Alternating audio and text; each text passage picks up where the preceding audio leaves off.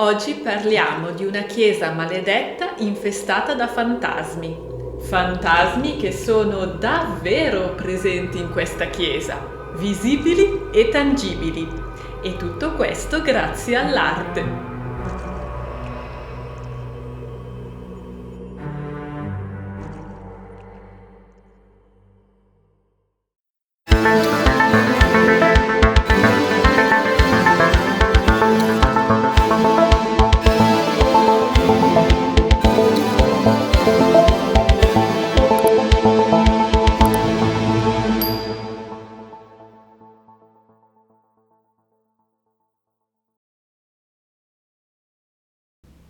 Benvenuti oppure bentornati. Io sono Beatrice, lavoro con le arti e su questo canale parliamo proprio di arte, di musica e di letteratura. E se questi argomenti vi piacciono, iscrivetevi a questo canale e attivate anche le notifiche, così da non perdere i prossimi video e così da poter integrare un po' queste arti nella vostra vita anche mentre fate altro. E oggi parliamo di qualcosa di davvero particolare.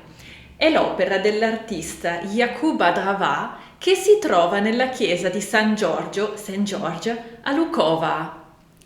Questa è un'opera tra il macabro e lo spirituale che è davvero unica. Ma prima di cominciare col video, lasciate che vi dica qualcosa tra le novità che spero possa esservi utile o comunque che possa piacervi. E oggi volevo dirvi qualcosa riguardo ai miei social. Ho infatti deciso di cominciare a usare i miei social in modo un po' più serio e consistente.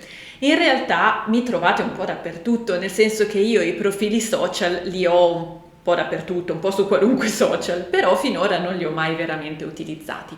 Mentre adesso volevo proprio cominciare a usarli bene e a usare ogni social secondo quello che per me, per come la vedo io, è diciamo così, un programma che può essere interessante. Mi trovate quindi su X, l'ex Twitter, Pinterest, LinkedIn, Instagram e Facebook. E adesso vado a dirvi brevemente che cosa troverete in ciascuno di questi social nel caso vogliate seguirmi. Cominciamo da X, l'ex Twitter. È la piattaforma che uso di meno in assoluto, però la uso e la uso come bacheca annunci. In pratica, se vi interessa sapere semplicemente gli annunci, quindi video, corsi, lezioni, conferenze, iniziative di vario genere, eccetera, su X trovate proprio i miei annunci. Chiaramente vado a postare solamente quando ho qualche annuncio da fare. Su Pinterest vado a postare invece immagini ispirazionali, infografiche e a volte contenuti pubblicitari. Se vi piace Pinterest, anche lì mi trovate. Anche in questo caso non è una piattaforma che uso moltissimo, però ci sono. Su LinkedIn ovviamente vado a postare contenuti lavorativi, quindi anche in questo caso abbiamo i video, ma abbiamo anche conferenze, abbiamo corsi, insomma LinkedIn è prettamente una sorta di curriculum in aggiornamento. Anche in questo caso vado a postare solo quando ho qualcosa di interessante a livello lavorativo da comunicare, però appunto essendo una piattaforma per professionisti mi trovate a livello di collegamenti professionali. Instagram in realtà è il mio social preferito e qui ho deciso di postare foto e video, reel quindi, inerenti più, diciamo così, alla mia vita normale, al dietro le quinte, alla vita al di fuori dei video, e quindi se vi piace l'idea di vedere un pochino che cosa succede oltre i video, Instagram è la piattaforma corretta per me perché io la voglio usare proprio così. Facebook. E qui c'è una cosa importante da dire. Io su Facebook ho un profilo personale che porta il mio nome e cognome e una pagina che si chiama Beatrice Gaggiotti Arte, Musica, Letteratura, perché tutti i miei social si chiamano così, hanno il mio nome e cognome e poi hanno molto spesso dopo Arte, Musica, Letteratura. Su Facebook, se volete restare in contatto con me, se vi piace l'idea di restare in contatto con me, seguitemi sulla pagina. Non chiedetemi l'amicizia al profilo, perché il profilo sostanzialmente non lo uso. Nel senso che il profilo io ce l'ho per poter creare le pagine, che sono poi quelle che utilizzo, ma il mio profilo è sostanzialmente vuoto. Ora, a volte mi capita che delle persone mi chiedano l'amicizia e io a volte dal nome riconosco dei follower, perché magari ho visto dei commenti con quello stesso nome e cognome, quindi capisco che è un follower che mi chiede l'amicizia. Io il più delle volte l'accetto, ma poi il problema è che io il profilo non lo uso, quindi è vuoto in sostanza. Mentre la pagina, quella la uso e la uso come se fosse un diario, come se fosse il mio blog. Quindi se vi va l'idea di seguirmi in Facebook, se vi piace l'idea di restare in contatto con me su Facebook, fatelo attraverso la pagina. Mi pare che sia una pagina, non ricordo se si clicca mi piace o si clicca segui, mi pare che si clicchi mi piace perché a un certo punto quando crei la pagina ci sono delle opzioni ma non sempre ci sono tutte le opzioni, però mi sembra che quella sia una pagina mi piace, quindi fate mi piace e dopo semplicemente potete andare a vedere i post, potete commentare e potete anche scrivere in chat. Quindi Facebook mi trovate, lo utilizzo come un diario, come un blog, ma la pagina, non il profilo. E questa quindi è un'altra novità, perciò l'utilizzo dei social in modo vero, consistente, sarò presente anche lì. Quindi se vi piace l'idea di restare in contatto con me e di seguirmi anche al di fuori di YouTube, questi sono tutti i social in cui mi trovate, scegliete voi quale o quali vi piacciono di più e sicuramente sarò molto felice di avervi e di vedervi anche lì. E come ho detto la scorsa volta, se volete anche far parte della mia lista email, potete iscrivervi appunto alla mia newsletter e riceverete l'ebook gratuito che ho scritto. Tutti i link dei social e anche il link per iscriversi alla mia newsletter li trovate nell'info box. E detto questo, quindi, adesso cominciamo con il video. E oggi la nostra storia comincia nel Medioevo. È infatti in questo periodo che viene costruita la chiesa di San Giorgio a Lukowa, in Repubblica Ceca. Però è anche vero che le origini di questa chiesa non sono per nulla chiare. Più che della chiesa abbiamo infatti testimonianza del villaggio. La prima testimonianza scritta che abbiamo del villaggio di Lukowa è del 1115, in un atto di donazione che il principe Sobeslav I fece al monastero di Plasy. Eppure delle monete ritrovate in loco ci parlano di un villaggio probabilmente già esistente nel 1050 e quindi anche di attività commerciali già esistenti fin da quella data. Ma la chiesa? Sulla chiesa non si hanno informazioni, però parrebbe che sia stata consacrata nel 1352, diventando così il centro della comunità di Lukowa. Altro sulla chiesa di San Giorgio non si sa, però quello che si sa è che dal momento in cui venne costruita cominciò a essere distrutta. La prima distruzione avvenne nel XVI secolo, durante le guerre ussite, che erano delle guerre di religione dove venivano perseguitati gli eretici ussiti. E proprio in questo frangente la chiesa venne parzialmente distrutta e poi ricostruita. Quindi prima distruzione, e prima ricostruzione. Ma ovviamente questo non fu che l'inizio, infatti la chiesa non ebbe pace per molto. Nel 1796 un incendio la rase quasi al suolo, lasciando in piedi soltanto il presbiterio e la sacrestia. A questo punto si procedette alla seconda ricostruzione, che però cominciò qualche anno dopo, si parla di circa 2, 3, 4 anni dopo. Cominciarono quindi i lavori di ricostruzione che durarono circa 55 anni.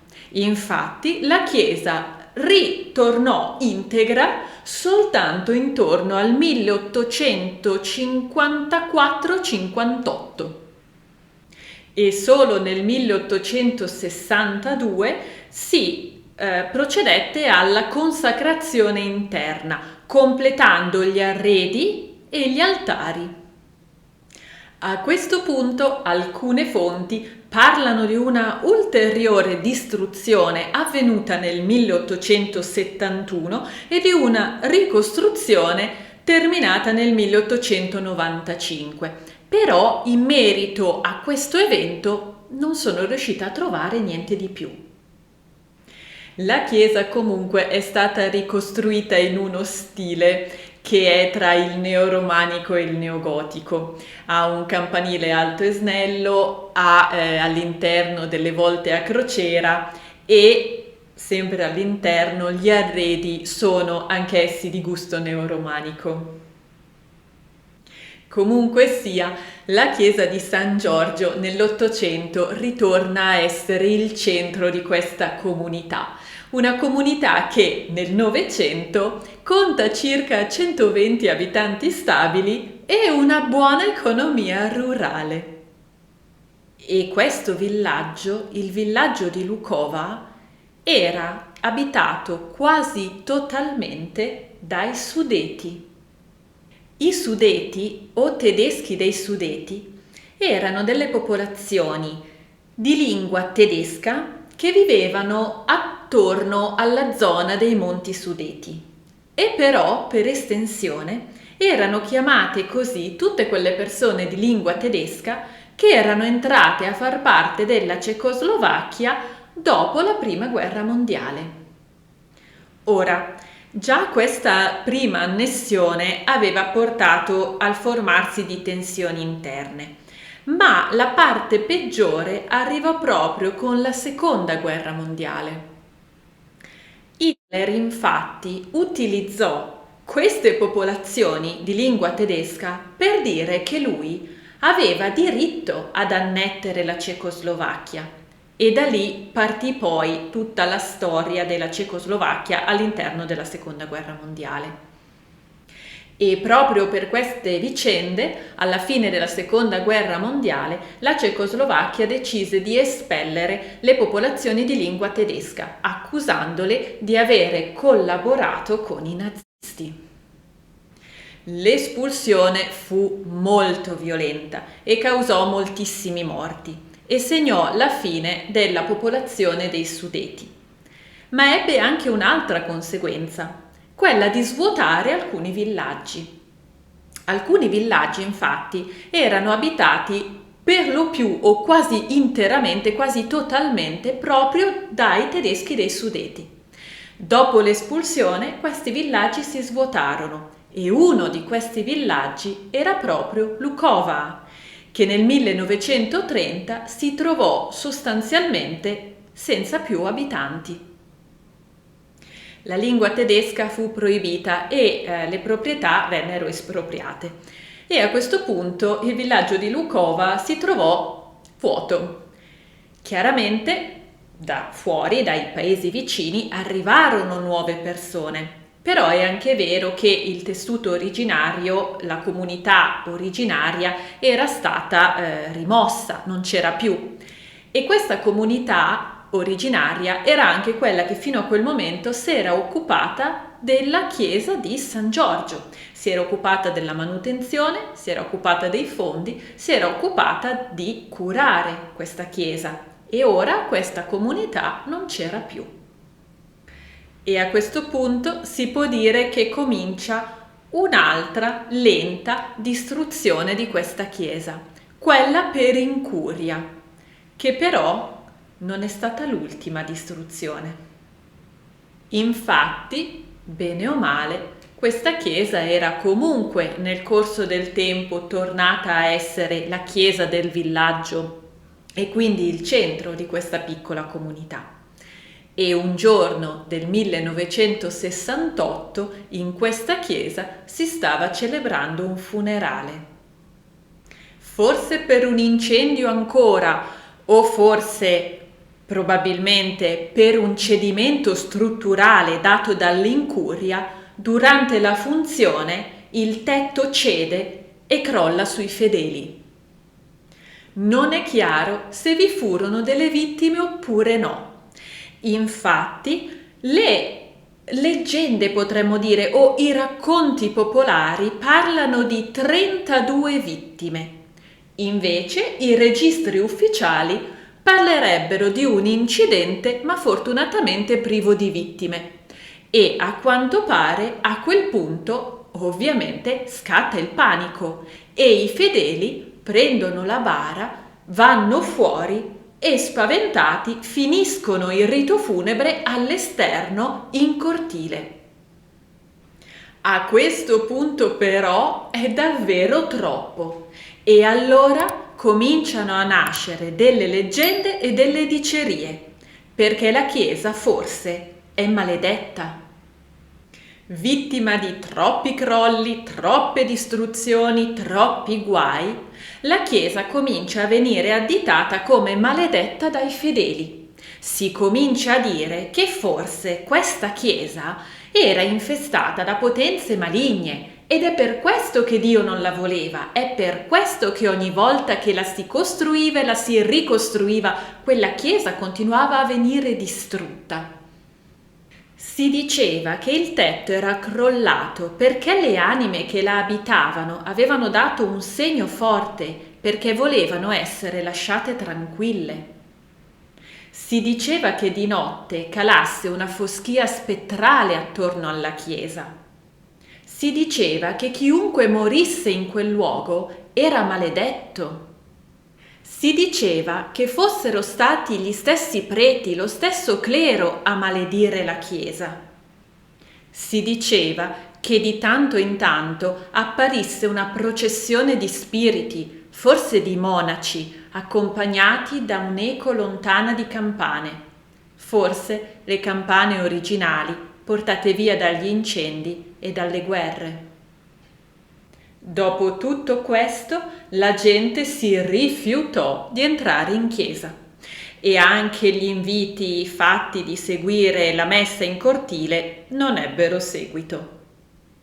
Ma a questo punto la gente non solo si rifiutò di entrare o anche solo di avvicinarsi alla chiesa maledetta, ma si rifiutò anche di dare soldi e quindi di contribuire al mantenimento della chiesa, che ovviamente necessita di fondi per essere tenuta in funzione, per essere tenuta curata proprio come edificio. E di conseguenza la chiesa cominciò a venire davvero abbandonata e pian piano cominciò a deperire sempre di più. E nel corso del tempo la chiesa divenne anche vittima di furti e atti vandalici. Vennero rubati dipinti, statue, campane, l'orologio della chiesa e venne gravemente danneggiato l'organo. E alla fine la chiesa rimase in totale deperimento come una sorta di guscio vuoto in mezzo a un giardino pieno di erbe infestanti. Ormai abbandonata e in rovina, negli anni 2000 la chiesa di St. George a Lukova era a rischio di demolizione. Ma è proprio a questo punto che qualcuno decide di salvare la chiesa. Era il signor Petra Kokul, un residente del posto e custode volontario di questa chiesa, che erano anni che cercava il modo di salvarla, questa benedetta o maledetta chiesa che stava per venire giù. Il signor Kokul Erano infatti anni che cercava di fare qualche raccolta fondi perché il tetto sta venendo giù, qualche aiuto perché dobbiamo mettere a posto il prato, qualcosa perché insomma ci sarebbero da sistemare dei punti, ma nessuno gli dava mai retta perché questa chiesa era maledetta e quindi la gente non aveva nessuna voglia di mettere mano al portafoglio, ma tantomeno lo Stato, che in sostanza probabilmente non vedeva una vera utilità, forse immagino, in questo edificio. Ma a un certo punto, nel 2012, il signor Petra Kokul incontra Jakub Hadrava. E costui era uno studente di design e belle arti all'università e a quanto pare stava proprio cercando un luogo dove porre la sua installazione che gli avrebbe fatto da tesi, quindi una parte della sua tesi consisteva in un'opera d'arte e questa persona, questo artista, stava proprio cercando un luogo e trovò la chiesa di San Giorgio. In realtà, a onor del vero, le versioni di questa storia sono diverse. Una versione, quella che verrebbe più accreditata, è proprio questa che abbiamo appena raccontato, quindi c'è uno studente in cerca di un luogo per ambientarvi la sua tesi e quindi trova la chiesa di San Giorgio e di conseguenza entra in contatto con il signor Petra Kokul. Ma c'è anche la versione che dice che fu Petra Kokul a contattare Jakub Hadrava e quindi solo in quel caso l'artista avrebbe visto la chiesa e quindi progettato l'opera. Ma una terza versione dice invece che l'artista Jakub Hadrava vide la chiesa di San Giorgio e, capito che stava per essere demolita, decise di fare qualcosa che avrebbe funzionato come attrattiva turistica e che quindi avrebbe funzionato come raccolta fondi per poter riparare la chiesa e quindi per poterne evitare la demolizione. E un'altra versione ancora dice che fu l'amministrazione comunale a contattare Jakub Hadrava e a chiedergli di fare qualcosa per poter attirare turisti, così da avere i fondi per poter ristrutturare la chiesa invece di demolirla.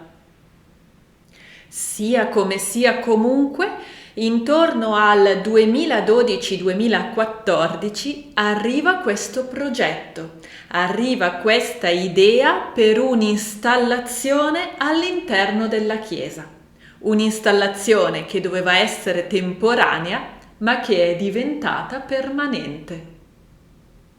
L'opera di Jakub Hadrava si intitola Mamisl, che significa my mind, cioè la mia mente.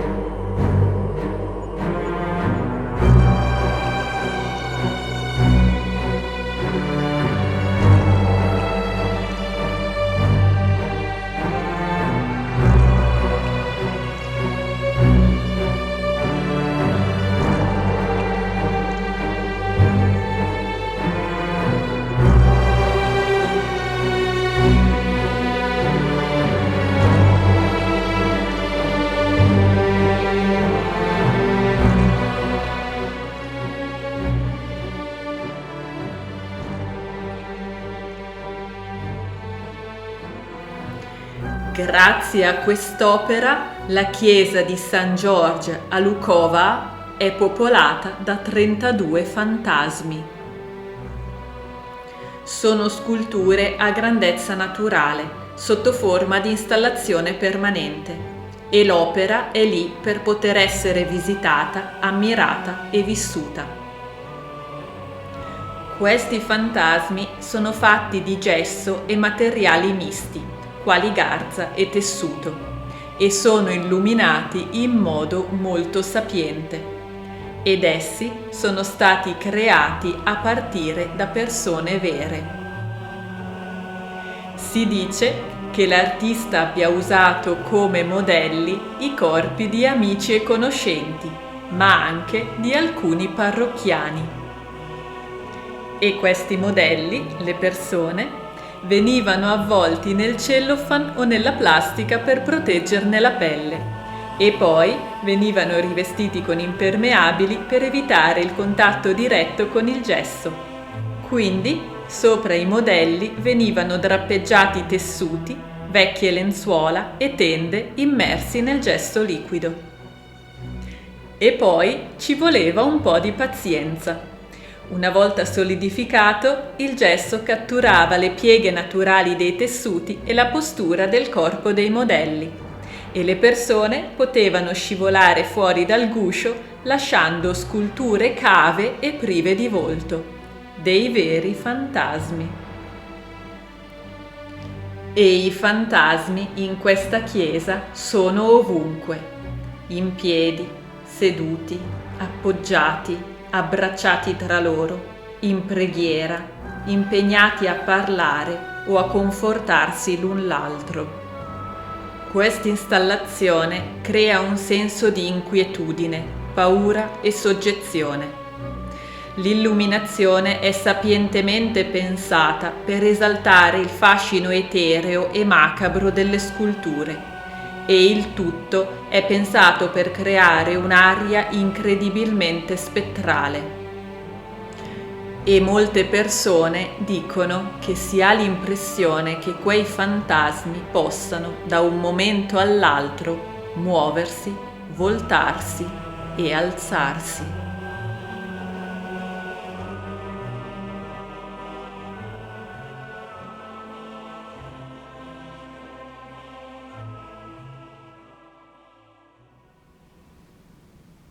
Grazie a quest'opera d'arte, la chiesa di San George a Lukova oggi è popolata davvero da fantasmi.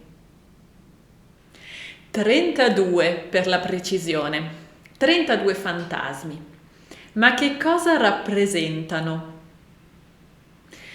La spiegazione che solitamente viene data e che viene ritenuta più attendibile dalle fonti è quella che questi fantasmi rappresenterebbero i tedeschi dei Sudeti, che facevano parte che erano la comunità di Lukova. Essi quindi sarebbero gli spiriti, la rappresentazione di queste persone che durante la Seconda Guerra Mondiale venivano proprio in questa chiesa a pregare affinché terminasse il conflitto. Ma i fantasmi sono proprio 32. 32 come si dice fossero 32 le vittime del crollo del tetto nel 1968. E quindi in quest'ottica questi fantasmi sarebbero i fantasmi, gli spiriti, le anime di queste 32 vittime che, morte in chiesa, rimarrebbero ancora qui a pregare in quella stessa chiesa. Eppure noi sappiamo anche che gli atti ufficiali sembrerebbero dire che quell'incidente del soffitto era senza vittime e che queste 32 persone fossero solo una diceria popolare. Ma allora, questi 32 fantasmi sono le 32 vittime o forse le 32 presunte vittime del crollo del 68, oppure sono le anime di alcune persone della comunità dei tedeschi che abitavano lì e che in realtà non volevano collaborare con il regime ma pregavano affinché la guerra finisse? L'opera è del 2012 circa, quindi l'artista cosa dice? Apparentemente niente. L'artista infatti ha detto che ognuno sperimenta quest'opera a modo suo. C'è chi la vive più in modo macabro, c'è chi la percepisce più in modo mostruoso, c'è chi la percepisce più in modo spirituale e in pratica ognuno, secondo lui, può vivere quest'opera come lo sente. Come leggere quindi quest'opera? L'artista ci dice che ognuno può leggerla come vuole e quindi ovviamente noi rispettiamo l'idea dell'artista, perché è lui che ha creato l'opera. Come la leggo io? Secondo me, ma chiaramente questa è la mia personale lettura, non la verità, secondo me non è un caso che i fantasmi siano proprio 32. Io do per scontato che l'artista conoscesse la storia del luogo, che l'artista abbia fatto ricerche sulla storia del luogo e quindi secondo me non è un caso che i fantasmi siano 32, così come erano 32 le cosiddette vittime di quel crollo del 68, che non sappiamo se queste vittime ci siano state oppure no.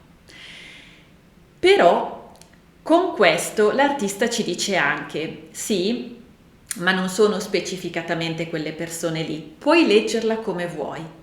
E allora io penso che quel 32 rimandi a quell'incidente, così come forse rimanda a tutti gli altri incidenti che hanno visto questa chiesa come vittima e che a sua volta sicuramente ha causato delle vittime anche non fossero quelle 32 del 68. E inoltre io credo che questi fantasmi non siano ciascuno la rappresentazione di una persona specifica, ma siano più il concetto del fantasma. Quindi, se il 32 può rimandare a quel numero di vittime, è vero anche secondo me che questo gruppo di fantasmi, questa popolazione di fantasmi, sia in realtà la rappresentazione generale ed estesa delle persone che lì hanno vissuto e che forse lì sono morte, quindi forse quelle vittime del crollo, ma forse tante altre vittime degli altri crolli, forse anche le persone tedesche che vivevano lì e che andavano in chiesa a pregare sperando che l'orrore della guerra finisse. E io credo che in senso esteso questi fantasmi possano anche rappresentare lo scorrere del tempo, come se fossero i fantasmi di un tempo passato, quindi quella gente che era lì e che ora è lì solo come fantasma, non ha un volto, non ha un'identità, ma è una traccia del passato e quindi il fantasma in sé rappresenta il passato. E ovviamente a capo di tutto rappresenta anche la morte e nello stesso tempo la persistenza oltre la morte, che può essere qualcosa di spirituale, ma può anche essere una traccia di memoria. Sia come sia comunque, quest'opera ha veramente raggiunto l'obiettivo che si era prefissata. Infatti la chiesa è diventata una meta turistica. E ovviamente sono anche arrivati i fondi per la ristrutturazione. Da allora infatti si sono potuti fare alla chiesa tutti quei lavori che ne hanno per fortuna impedito la demolizione e dal 2015 è partito un progetto di restauro della chiesa e a questo punto è anche entrato a sostegno il Ministero della Cultura. E poi, tramite la rete e i social, quest'opera è diventata virale e l'installazione di Jakuba Drava, che doveva essere temporanea, è diventata permanente e a oggi la chiesa, con i suoi fantasmi all'interno, è un'attrazione turistica ed è aperta al pubblico. E in questo senso possiamo davvero dire che l'arte ha salvato un pezzo di storia, ha salvato un pezzo di patrimonio culturale, cavalcando le leggende. Letteralmente, non è che le ha scavalcate, le ha proprio cavalcate. cavalcando le leggende, ha salvato un pezzo di patrimonio culturale. E le persone che entrano all'interno di questa chiesa parlano di sensazioni contrastanti. Alcuni parlano di un forte senso di macabro, altri di un forte senso di spiritualità. E ci sono anche persone per le quali l'impatto di quest'opera è talmente forte che non riescono a entrare nella chiesa e non riescono ad avvicinarsi a queste sculture. E al di là di tutto, io penso che quest'opera ci dice anche che la storia di un luogo e la storia di un patrimonio culturale può essere anche raccontata nei suoi ricordi, nelle sue memorie e anche attraverso 32 silenziosi fantasmi di gesso. E io vi ringrazio tantissimo di aver visto questo video e di essere arrivati fin qui. Conoscevate già quest'opera? Cosa ne pensate? Fatemelo sapere lasciandomi un commento e se il video vi è piaciuto lasciatemi anche un mi piace. E se il canale in generale vi piace, considerate l'idea di iscrivervi, così da non perdere i prossimi video. Io intanto in info box, in descrizione, vi lascio tutti i link, quindi tutti i link ai miei social e anche il link alla mia newsletter dove poter scaricare l'ebook gratuito. E vi ringrazio ancora e vi do appuntamento al prossimo video. Ciao!